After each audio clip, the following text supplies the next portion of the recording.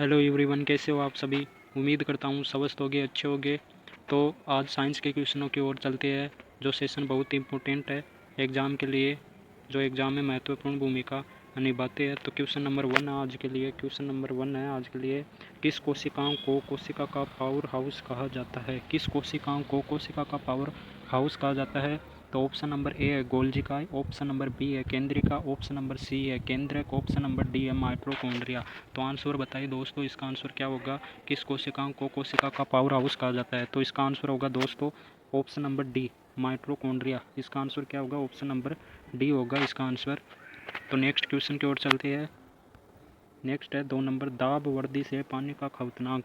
दाब वर्दी से पानी का खवतनाक में क्या परिवर्तन होता है। तो ऑप्शन नंबर ए है बढ़ता है, ऑप्शन नंबर बी है अपरिवर्तित रहता है, ऑप्शन नंबर सी है घटता है, डी है इनमें से कोई नहीं। यानी पानी में दाब लगने पर क्या प्रभाव पड़ेगा। तो इसका आंसर होगा बढ़ता है। ऑप्शन नंबर ए होगा इसका आंसर दोस्तों। इसका आंसर है ऑप्शन नंबर ए होगा। क्वेश्चन नंबर 3 है। क्वेश्चन नंबर 3 है, अनार का खाने योग्य भाग होता है। अनार का खाने योग्य भाग कहलाता है। ऑप्शन नंबर ए है बिंजांडसन, बी है मांसल बीजचोल, सी है फलबित्ती, डी है अंतः फलबित्ती। तो आंसर बताए दोस्तों, इसका आंसर क्या होगा। तो इसका आंसर होगा मांसल बीजचोल। ऑप्शन नंबर बी होगा इसका आंसर, मांसल बीजचोल। ऑप्शन नंबर बी इसका आंसर होगा, option number B. Question number 4 है। क्वेश्चन नंबर 4, स्वच्छ आकाश नीला दिखाई देता है क्यों। हमारा आकाश है वो नीला क्यों दिखाई देता है, किस कारण हमें नीला दिखाई पड़ता है। तो ऑप्शन नंबर है प्रकाश के विवर्तन से, ऑप्शन नंबर बी है प्रकाश के परिकरण से, ऑप्शन नंबर सी है प्रकाश के अपवर्तन से, ऑप्शन नंबर डी है प्रकाश के ध्रुवण से। क्या प्रभाव पड़ता है जिसके कारण हमें आकाश नीला दिखाई देता है। तो इसका आंसर होगा दोस्तों प्रकाश के परिकरण से। ऑप्शन नंबर बी होगा इसका आंसर, प्रकाश के परिकरण से। ऑप्शन नंबर बी इसका आंसर होगा, option number B. Next question है, निम्न में से किसमें ऊर्ध्वपातन का गुण पाया जाता है। निम्न में से किसमें ऊर्ध्वपातन का गुण पाया जाता है। ऑप्शन नंबर ए मैग्नीशियम क्लोराइड में, बी है सोडियम क्लोराइड में, सी है अमोनियम क्लोराइड में, डी है कैल्शियम क्लोराइड में। तो दोस्तों आंसर बताइए इसका आंसर क्या होगा। तो इसका आंसर होगा इसका आंसर होगा अमोनियम क्लोराइड में। ऑप्शन नंबर सी होगा इसका आंसर। इसका आंसर होगा सी। नेक्स्ट क्वेश्चन की तरफ चलते हैं। नेक्स्ट क्वेश्चन है, दूरदृष्टि दोष के निवारण के लिए मरीज को किस लेंस का चश्मा दिया जाता है। जिस भी व्यक्ति को दूरदृष्टि दोष है उस व्यक्ति को किस लेंस का चश्मा दिया जाता है दोस्तों बताइए। तो ऑप्शन नंबर है शून्य समता लेंस का, बी है अवतल लेंस का, सी है उत्तल लेंस का, डी है मिश्रित लेंस का। तो बताइए दोस्तों इसका आंसर क्या होगा। तो इसका आंसर होगा उत्तल लेंस। ऑप्शन नंबर सी इसका आंसर क्या होगा, ऑप्शन नंबर सी उत्तल लेंस। यानी इस बीमारी में व्यक्ति को दूर की वस्तुएं साफ दिखाई नहीं देती, परंतु निकट की वस्तु है वो आराम से साफ दिखाई देती है। तो ऑप्शन नंबर सी होगा इसका आंसर, उत्तल लेंस। क्वेश्चन नंबर 7 है, निम्नलिखित में से कौन सा कथन सत्य है। निम्नलिखित में से कौन सा कथन सत्य है। ऑप्शन नंबर ए प्रोकैरियोटिक में केंद्रक नहीं होते, बी ए कोशिक जीव में एकल कोशिका सभी कार्य करती है, सी है नीले हरे शैवाल प्रोकैरियोटिक कोशिका के उदाहरण है, डी है उपयुक्त सभी। तो इसका आंसर होगा दोस्तों उपयुक्त सभी। इसका आंसर होगा डी। इसका आंसर उपयुक्त सभी होगा, डी होगा इसका आंसर। इसका आंसर होगा डी। क्वेश्चन नंबर 8 है, कोशिका भित्ति वाला सबसे छोटा सजीव है। कोशिका भित्ति वाला सबसे छोटा सजीव कौन सा है। ऑप्शन नंबर ए है साइनोबैक्टीरिया, सेकंड है शैवाल, थर्ड है यीस्ट, डी है जीवाणु। तो इसका आंसर क्या होगा दोस्तों ज़रा बताइए। तो इसका आंसर होगा जीवाणु। ऑप्शन नंबर डी होगा इसका आंसर दोस्तों। इसका आंसर होगा जीवाणु, ऑप्शन नंबर डी। इसका आंसर क्या होगा, डी होगा इसका आंसर। नेक्स्ट क्वेश्चन है, यदि किसी वस्तु की कंपनों की आवृत्ति घटती है और उसका आयाम बढ़ता है तब क्या होगा। यदि किसी वस्तु की कंपनों की आवृत्ति घटती है और उसका आयाम बढ़ता है तब क्या होगा दोस्तों। उत्पादित ध्वनि का तारत्व और प्रबलता दोनों बढ़ते हैं। ऑप्शन बी है तारत्व बढ़ता है लेकिन प्रबलता घटती है। ऑप्शन सी है उत्पादित ध्वनि का तारत्व और प्रबलता दोनों घटते हैं। डी है तारत्व घटता है लेकिन प्रबलता बढ़ती है। तो इसका आंसर क्या होगा दोस्तों ज़रा बताइए। तो इसका आंसर ऑप्शन नंबर सी होगा। इसका आंसर होगा ऑप्शन नंबर सी, उत्पादित ध्वनि का तारत्व और प्रबलता दोनों घटते हैं। इसका आंसर क्या होगा, सी होगा इसका आंसर। नेक्स्ट क्वेश्चन की ओर तरफ चलते हैं। क्वेश्चन नंबर 10 है। क्वेश्चन नंबर 10 है, रक्त स्कंदन एवं पेशी संकुचन में किस तत्व की आवश्यकता होती है।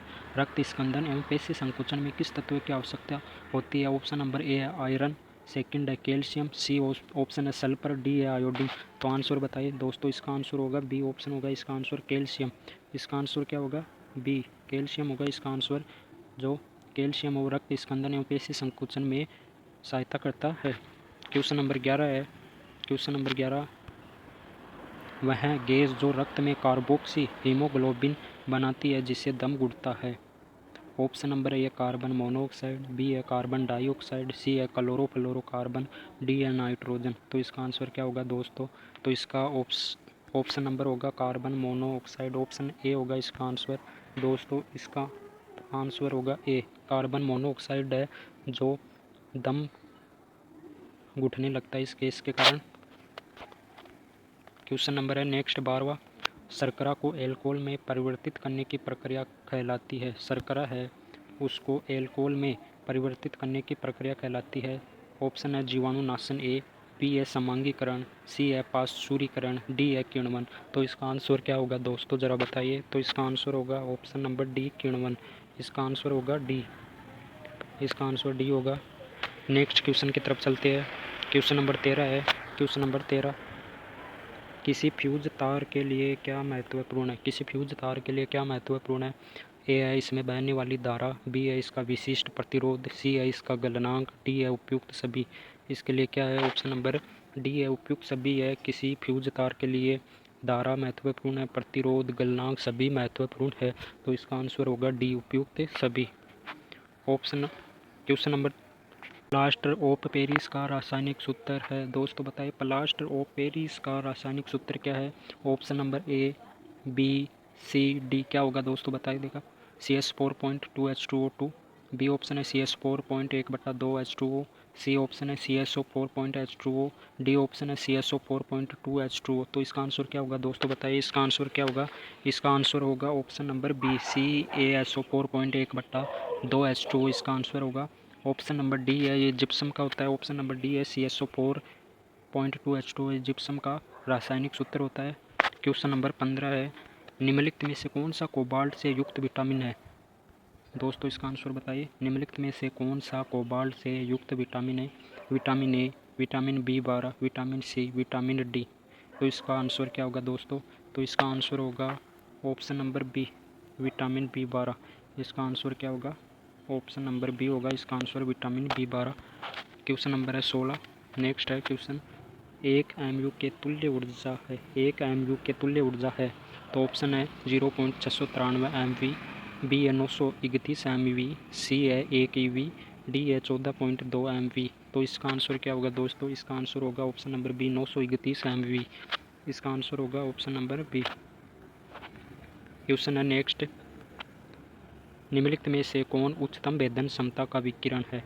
तो इसका आंसर क्या होगा दोस्तों, निम्नलिखित में से कौन उच्चतम भेदन क्षमता का विकिरण है।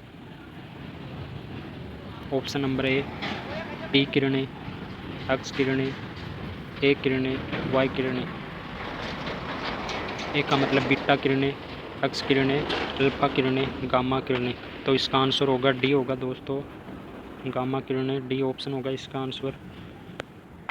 ये उच्चतम भेदन वाली क्षमता वाली विकिरण होती है। नेक्स्ट क्वेश्चन है 18वां।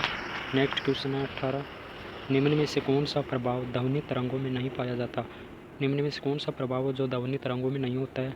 ऑप्शन ए ध्रुवण, ऑप्शन बी है विवर्तन, सी है परावर्तन, डी है यत्तीकरण। तो ऑप्शन नंबर ए होगा इसमें दोस्तों ध्रुवण। ध्रुवण की क्षमता है वो ध्वनि तरंगों में नहीं पाई जाती है। इसका आंसर होगा ए।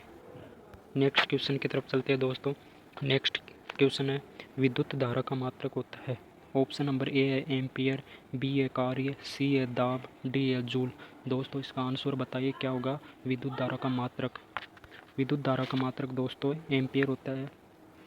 विद्युत धारा का मात्रक वह एम्पियर होता है। तो इसका आंसर होगा ए। इसका आंसर क्या होगा, इसका आंसर होगा ए। नेक्स्ट क्वेश्चन है, ब्रायोफिल्म में जनन होता है। ब्रायोफिल्म में जनन होता है दोस्तों बताइए इसका आंसर। ब्रायोफिल्म है इसमें किस प्रकार से जनन होता है। ए ऑप्शन है जड़ या मूल द्वारा, बी है तने द्वारा, सी है पत्ती द्वारा, डी है पुष्प द्वारा। तो इसका आंसर होगा पत्ती द्वारा। पेड़ की पत्ती है उसके द्वारा ही होता है जनन, सी ऑप्शन होगा इसका आंसर। क्वेश्चन नंबर 21 है, रसोई गैस मुख्य रूप से निम्न दो गैसों का मिश्रण होती है। दोस्तों रसोई गैस में जो सिलेंडर हम उपयोग में लेते हैं तो उसमें कौन सी गैस होती है, तो उसमें होती है एथेन एवं प्रोपेन। ऑप्शन नंबर सी होगा इसका आंसर दोस्तों, ऑप्शन सी आंसर होगा इसका, एथेन एवं प्रोपेन। तो इसका आंसर होगा सी, जो रसोई गैस में सिलेंडर के रूप में उपयोग लेते हैं। नेक्स्ट क्वेश्चन है, यूरिक अम्ल का उत्सर्जी पदार्थ है, यूरिक अम्ल है उसका उत्सर्जी पदार्थ कौन सा होगा, तो इसका आंसर होगा, इसका क्या आंसर होगा दोस्तों, इसका आंसर होगा बी, पक्षी सर्प। पक्षी और सर्प दोनों ही स्तनधारी जीव होते हैं जो यूरिक अम्ल के उत्सर्जी पदार्थ इसमें पाए जाते हैं। तो इसका आंसर होगा ऑप्शन नंबर बी।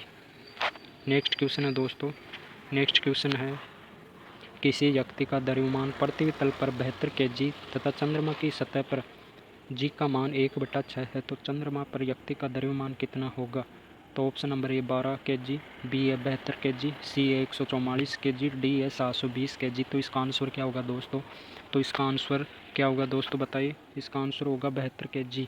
चंद्रमा की सतह पर भी 72 kg ही होगा, ऑप्शन नंबर बी होगा इसका आंसर होगा, ऑप्शन नंबर बी 72 kg चंद्रमा की सतह पर किसी व्यक्ति का वजन। क्वेश्चन नंबर 24 है, क्वेश्चन नंबर 24 है, मानव कान कितनी आवृत्ति वाली ध्वनि सुन सकते हैं, मानव कान वो कितनी आवृत्ति वाली ध्वनि सुन सकते हैं, 10 हर्ट्ज से 15 हर्ट्ज, बी ऑप्शन है 15 हर्ट्ज से 20 हर्ट्ज, सी ऑप्शन है 20 हर्ट्ज से 20,000 हर्ट्ज, 20,000 हर्ट्ज से 25,000 हर्ट्ज। तो इसका ऑप्शन क्या होगा आंसर दोस्तों, तो इसका आंसर होगा सी ऑप्शन होगा इसका आंसर, 20 हर्ट्ज से 20,000 हर्ट्ज के बीच में मानव कान आवृत्ति सुन सकते हैं ध्वनि की। तो ऑप्शन नंबर सी होगा इसका answer, option number C. Question number है 25 क्वेश्चन नंबर है, जठर रस स्त्रावित होता है, जठर रस स्त्रावित होता है, ऑप्शन नंबर ए अमाशय से, बी अग्नाशय से, सी है यकृत से, डी है छोटी आंत से। तो इसका आंसर क्या होगा दोस्तों, इसका आंसर होगा ऑप्शन नंबर ए अमाशय से, इसका आंसर क्या होगा ऑप्शन नंबर ए। तो दोस्तों कैसे लगी क्लास, उम्मीद करता हूँ अच्छी होगी क्लास, तो लाइक करें। थैंक यू दोस्तों।